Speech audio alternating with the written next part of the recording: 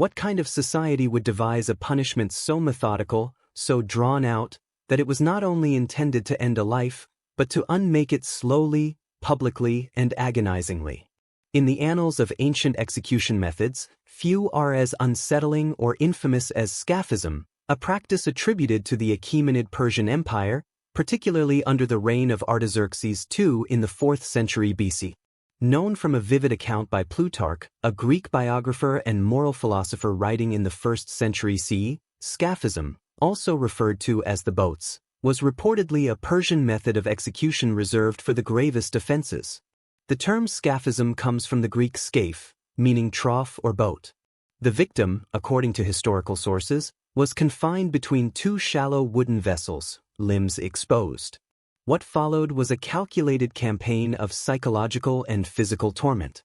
But it is crucial to emphasize, while Plutarch's account is the most detailed, it remains a singular source, and some scholars question whether the full extent of the practice was ever widely implemented, or whether it reflected Greco-Roman exaggerations of Persian cruelty. Who deserved this fate? The crimes that led to Scaphism. In the vast Achaemenid Empire, where the law was codified under rulers like Darius the Great and interpreted through a hierarchy of satraps and judges, justice could be swift but was not arbitrary. Scaphism was not used against common criminals or those guilty of minor offenses. It was reserved for the few whose actions were seen as not only unlawful but corrosive to the moral or political order of the realm. The most famous recorded case comes from Plutarch, who recounts the story of a soldier named Mithridates. He was a Persian of some standing, and his downfall came not from theft or violence, but from an act of reckless pride. According to the account, Mithridates claimed responsibility for killing a rival monarch during battle, when in fact it had been King Artaxerxes II who struck the fatal blow. This boast was viewed as treasonous, not merely because it insulted the king's honor, but because it threatened the divine image of Persian kingship. In an empire where rulers were seen as chosen by Ahura Mazda, the supreme deity of Zoroastrianism, undermining royal prestige was tantamount to sacrilege. This context matters. Scaphism was not deployed out of cruelty alone, it was symbolic. The person subjected to it was not merely executed, but unmade. They were removed from the order of the world, from dignity, from memory. Other possible offenses that could lead to Scaphism, though less well documented, likely included acts of espionage, high treason, or rebellion against the divine authority of the throne. But the common thread in all of them was this: the crime was seen as a contamination of the empire's spiritual and political fabric. Thus, Scaphism was less about justice and more about deterrence. A spectacle of control, reserved only for those whose actions struck at the heart of imperial sanctity. Milk, honey, and madness, a living death sentence. It began not with blades or fire, but with sweetness. Milk and honey, symbols of nourishment and prosperity across ancient cultures, were transformed into instruments of torment. In Scaphism, these harmless elements were weaponized to sustain life long enough for suffering to set in. The condemned was placed between two narrow boats, or sometimes hollowed logs, their body enclosed except for the head, hands, and feet. Then came the ritual of feeding, copious amounts of milk and honey, force-fed until the victim could consume no more. Their exposed limbs and face were also coated in the same mixture. On the surface, it might seem strangely merciful. But this was a calculated cruelty. The nourishment was not meant to heal. It was meant to keep the victim alive, just barely. What followed was a slow unraveling of the mind and body, not in moments but in days. The milk and honey, under the heat of the sun, attracted insects.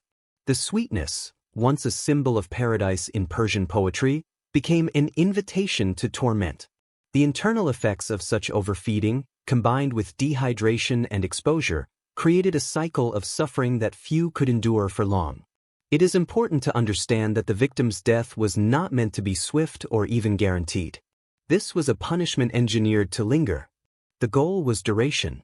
The victim, suspended between life and death, would suffer while nature itself completed the process, an execution outsourced to the environment, one that demanded nothing but patience from its observers. Milk and honey, symbols of abundance, reimagined as instruments of despair. A reminder that in the hands of empire, even sweetness could be turned against the soul. Days of suffering, the body decays, the mind breaks. Once confined within the wooden structure and force-fed milk and honey, the victim was left exposed to the elements. There was no immediate blade, no final blow. Instead, time itself became the executioner. Sunlight beat down by day, cold crept in by night. Insects, drawn by the sweet coatings on the skin, swarmed without end. The person remained alive, conscious, aware, and increasingly tormented by the passage of each hour. This method did not rely on violent force. It relied on the body's own collapse and the overwhelming pressure on the mind. Hunger gave way to nausea, thirst to delirium, discomfort to complete disorientation.